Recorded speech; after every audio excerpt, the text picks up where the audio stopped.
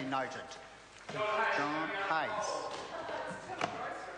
Mr Chair, thank you for the opportunity to speak on this part of this evening's deliberation.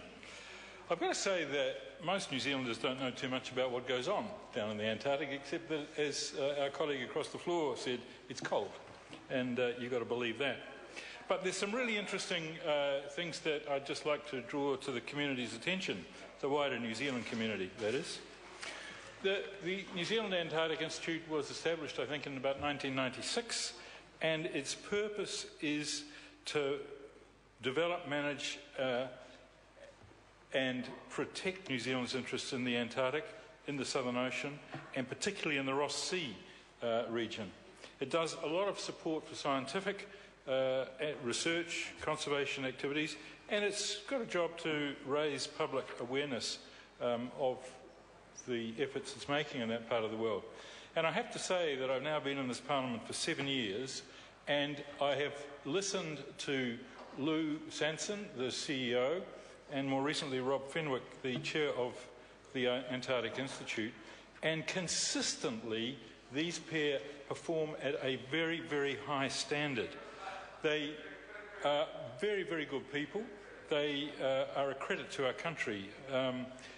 They run their books well, unmodified audit opinion, and they have got very, very good information and control systems.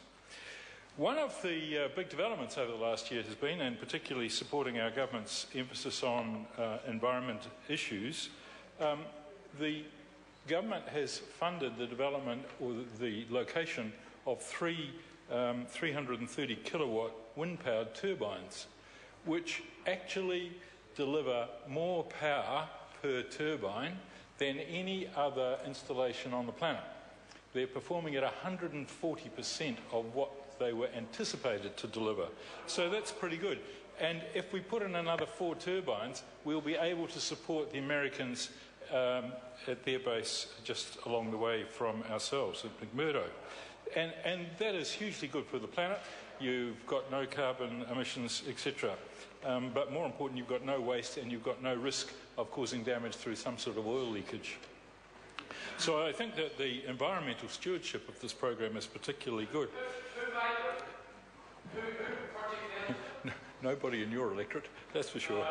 So I think that there's an international component of that we also have to keep in mind here, because we're operating in the Antarctic in partnership with other countries.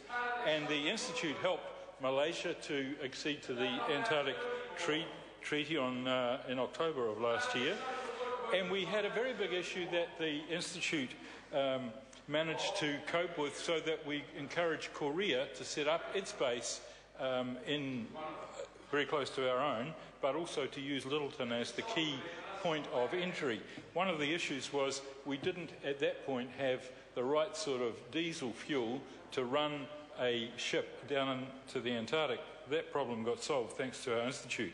We've also had a very good donation in the last year from the Norwegian Prime Minister, who provided $900,000 to the Antarctic Heritage Trust.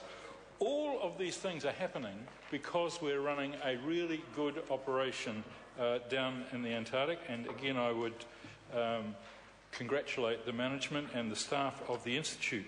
Of course, the closest relationship we have down there on the ice is with the United States Antarctic Program.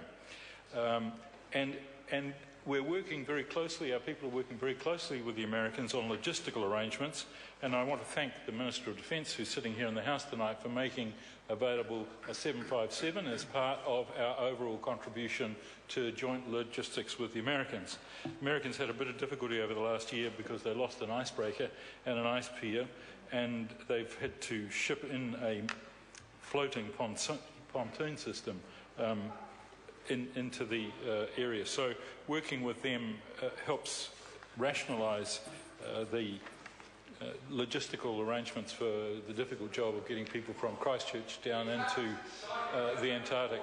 Yes, and I can think of some lovely people I'd love to send down to the Antarctic and leave there to permanently freeze, to become exhibits for our future polar explorers. With those words, Mr. Chairman, I have nothing further to say, and will end. Thank you.